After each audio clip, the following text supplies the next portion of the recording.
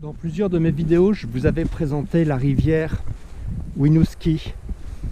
Et la rivière Winooski est comme le lac Champlain, elle gèle. Et toute la forêt qui est aux alentours est devenue décharnée. Elle est presque effrayante, mais elle a un charme d'hiver. Et il y a également quelques semaines, je vous avais présenté la rivière Missisquoi, qui était en territoire indien.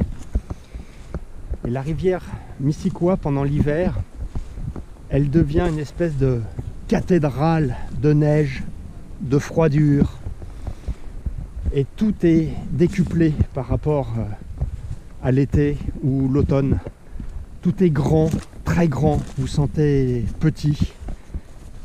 Et puis, comme il n'y a plus de feuilles, votre horizon s'élargit. Et là, vous découvrez des choses étonnantes, très américaines, comme des cabanes qui devaient servir à la pêche ou à la chasse, qui ont été abandonnées.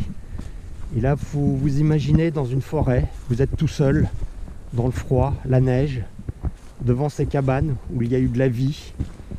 Et quand vous rentrez dans ces cabanes, il y a du vieux mobilier, un poêle.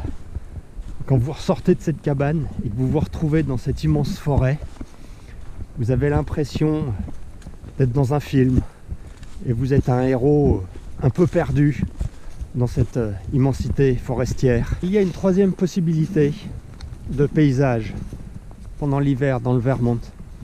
Après la semaine de Noël, il y a eu un petit peu de redoux. Les températures étaient entre 0 et 1. Et là, il y a un phénomène incroyable. C'est que le lac Champlain et les rivières Winooski ont dégelé en quelques jours.